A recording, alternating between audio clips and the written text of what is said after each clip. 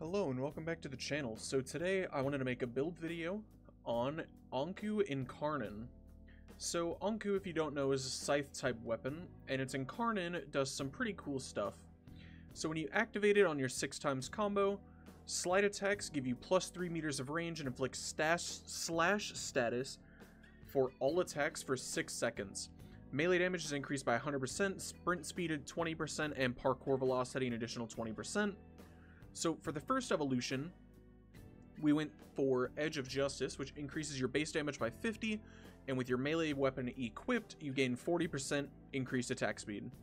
Your second one, we went here for movement speed, which I will say if you do not have Tennokai, then go with Swift Break. And then for the third one, we have increased crit chance by 12%. Now, moving into the weapon, I have two versions to show you. I have the one that I'm running, which is like the lower version, and then the other one I'll show you is the more refined version. So the one I'm running is the lower quote-unquote version. So either Reaping Spiral, any stance mod will work. Reaping Spiral is the one I have, but I would prefer to use Stalking Fan because you do more spin attacks, so you'll hit more enemies. And then we have Tennokai here, which just gives you a free heavy attack without using up your combo counter. We have Conditional Overload for 80% increased melee damage per status type affecting the target. Northwind for some cold. Volcanic Edge for heat and more status chance. Blood Rush for more crit chance, which stacks up with your combo multiplier. Organ Shatter for critical damage. Shocking Touch for electricity. Reach for a little more range. And Melee Prowess for status chance. And then we have Melee Animosity. On melee hit, gain 7% increased crit chance on your next heavy attack up to 70%.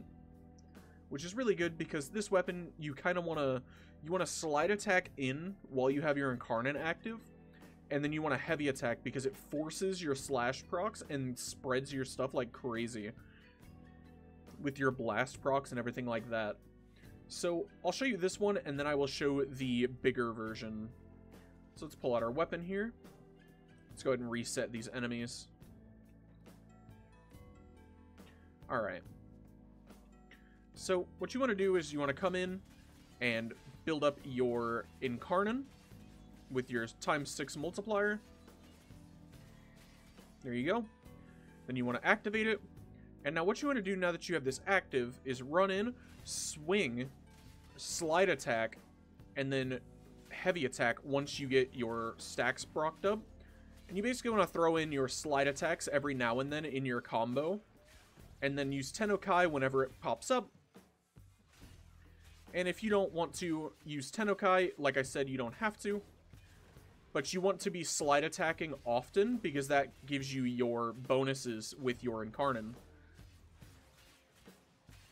So basically just run around punching everything with your scythe. And then do your melees. And that's how this weapon kind of works with this build.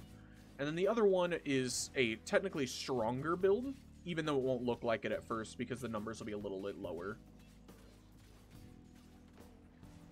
Alright, so the next version is the more refined version. I just haven't finished it yet because I need to switch around some of my formas because this build doesn't fit with this one because the formas are a little bit different. So, what you want to do for this build is Stalking Fan, Mentor's Legacy, Melee Animosity. Ideally, use Melee Influence because it will do more electric and more status chances and things like that. I just don't have it. Conditional Overload, Blood Rush, Organ Shatter. Instead of the other status mod, you want Weeping Wounds because your status chance will increase with your combo counter. And then instead of the Frost mod, you want Viscous Frost. Instead of Shocking Touch, you want, I believe it's Voltaic Strike. And then this last empty slot, you just want Reach. So you're just getting the 60/60s here, and then Reach. I just need to flip this forma so I can put this up here, so that it will be the same. But it functions the exact same as this build. The only difference is these are 60/60s instead of being the 90% mods. So you'll have more status comparatively to what this is, but otherwise it works exactly the same, just higher damage. I would show it, but you can see here, since my mods are out of order, it's the wrong element. I can remove this, actually, and flip that, so that we have the correct elements. I just don't have reach, and then I don't have Tennokai. So, now this is the more refined version. I don't have Voltaic Strike, because I was looking into buying it off of somebody, and they want 50 platinum for it, so I don't have that yet. I have 8, because I just bought some stuff. But, so this is the technically better build. So, let's get our Incarnon active again. You can see here, this is the new stance. You do these spin attacks instead. Alright, let's activate our Incarnon. Slide in. Do these spin attacks. And then throw out our heavy.